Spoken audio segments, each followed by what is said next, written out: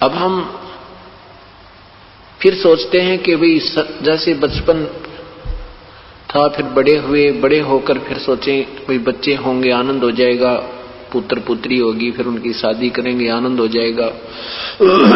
अब शादी भी कर दी, फिर सोचा बुढ़ापे में सुख होगा, चैन से रहा करूंगा, अपने सब कार्यभार बच्चों को संभाल दूंगा, मैं अपना सुख का सांस लूंगा। परमात्मा कहते हैं भूल जाए इन बातों को, सुख का सांस और इस काल के कोल्लू में स्वप्न में भी नहीं हो सकता प्राणी को यहां सुख का सांस ले लेगा।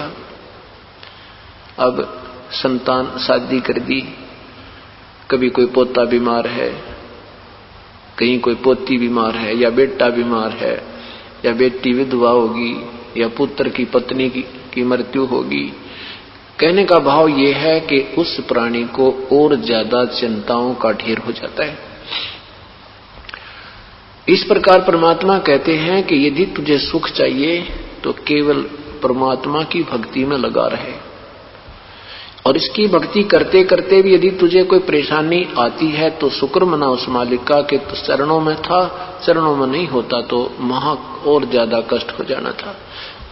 जैसे हमने कई अनजान बहन भाई जो तत्व ज्ञान से परिचित नहीं होते, परमात्मा के संविधान से पूर्ण रूप से जानकार नहीं होते, तो मन में थोड़ा सा कोई हानि हो जाती है तो खोट पैदा कर देते हैं। इस परमेश्वर के चरणों में आने से पहले भी हम यही कहते हैं, आने के बाद भी बार बार यही आपको याद दिलाते हैं कि पूर्ण परमात्मा की शरण में आने के पश्चात और परम संत के माध्यम से दो ही बातें होती हैं, या तो हानि होगी नहीं, और होगी तो महाभयंकर मार, या होगी तो आपकी कोई वीकनेस के कारण, आपकी कोई जो है गलती के कारण, कमजोरी के कारण होगी। और दूसरी ये बात है कि या फिर ज्यादा भयंकर हानि होनी हो, बहुत कम में टलेगी। कई अनजान भक्त आत्मा बहन भाई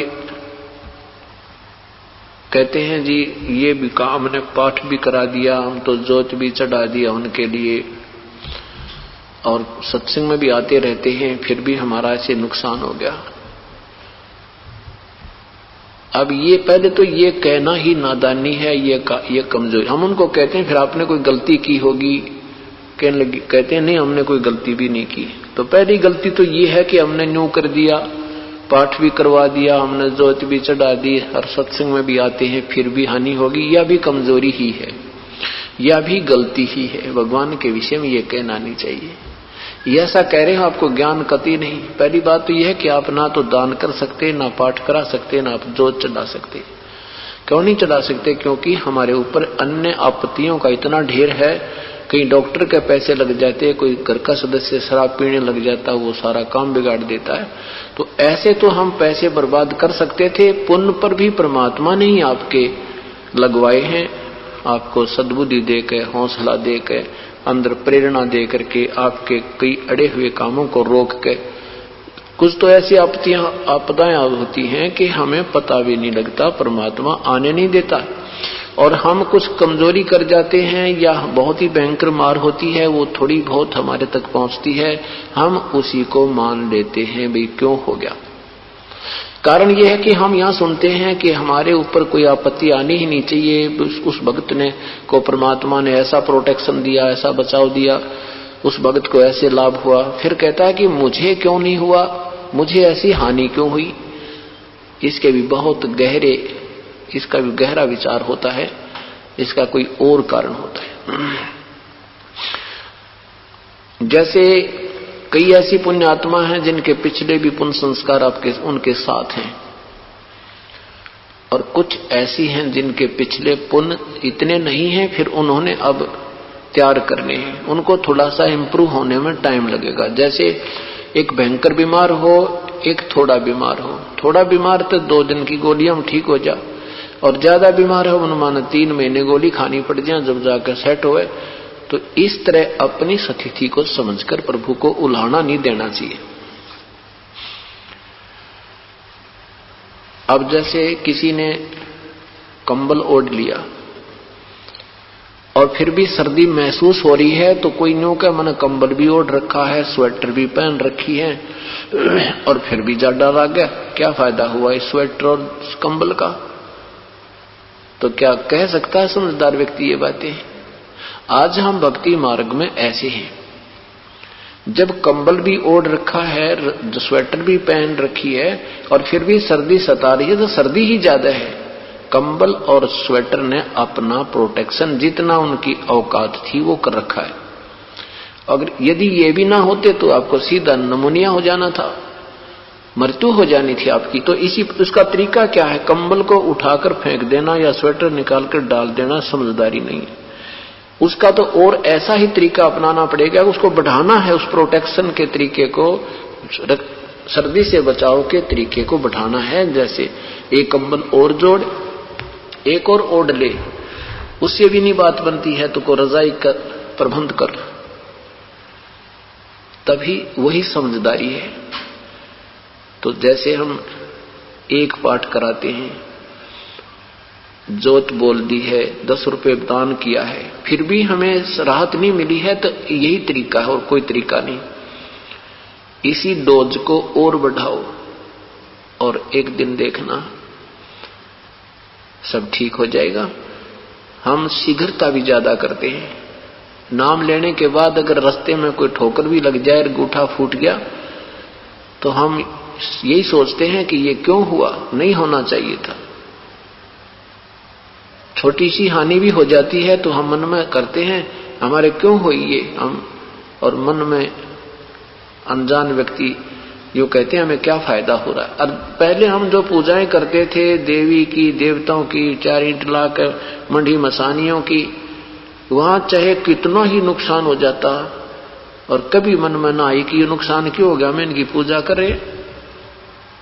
कारण क्या है कि वहां तो काल का बोलबाला था। काल तो यही चाहता है कि ये अपना शास्त्र विरुद्ध साधना में लीन रहें और मरते खपते रहें। और यहां आते हैं तो हम ये सुख सुनकर आते हैं कि वहां जाने से ये लाभ होता है। तो हमारा दृष्टिकोण फिर यही रहता है कि मेरे इब कांटा भी नहीं लगना चाहिए जब इस नाम न रखूं। अरे तेरा भला हो, ये ज्ञान बनाओ, थोड़ा सा ज्ञान को आधार रखो, जब ये मार्ग चलेगा। और कुछ दिनों के बाद देखना, 2-4 साल 2-3 वर्ष दो मालिक को, आपको कोई आपत्ति नहीं आएगी। और आएगी तो बहुत भयंकर होगी, कति पूरा परिवार विनाश में होना हो, और बहुत राहत मिलेगी आपको।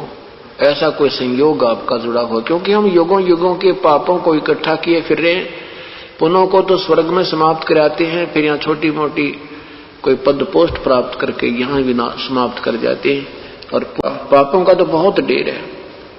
तो उन पापों को अब हमने कम करना है, उसका तरीका है ये जो आपको विधि बताई है। सिमरन करो, सेवा करो, सत्संग सुनो, और ऐसे ही आपका आत्म कल्याण संभव होगा। तो परमात्मा कहते हैं इसमें थोड़ी सी शांति रखो। धीरे धीरे रे मना, धीरे सब कुछ होवे, माली सींचे सो घड़ा, समय आवे फल होवे। जैसे एक आम का पौधा बीजा जाता है, आम के पौधे को बीजते ही उसमें फल नहीं शुरू हो जाते, उसको 12 वर्ष तक, 10-12 वर्ष लगते थे उसको पेड़ बढ़ने में, और तब तक उसमें सैकड़ों घड़े पानी के सिंचाई कर देता है माली। वो जानकार व्यक्ति जिसको पता है कि ये आम का बीज है और इससे ही फल लगेंगे, इतने लगेंगे कि 2 पीढ़ी तक समाप्त नहीं होंगे। इस दृष्टिकोण से उस वृक्ष को, उस पेड़ की वो परवरिश करता है, और जब बड़ा हो जाता है फिर देख फल लद पद हो जाते हैं। आप भी खावे, पड़ोसी भी तोड़ दे जावे, रिश्तेदारी तक पहुंचा जाता है। इसी प्रकार ये राम नाम का आम आपने बीजा है, इसको बड़ा होने दो थोड़ा सा, शीघ्रता मत करो। थोड़े से दिन देखो, मालिक का इंतजार करो उस दिन की, फिर देखना तुम होए। आपको स्वप्न में भी दुख नहीं आएगा, और आएगा तो इतना हल्का होकर जाएगा, आपको महसूस हो जाएगा कि हाँ ए भगवान आपने बहुत शुक्र रखा हमारा, आपको ऐसा महसूस हो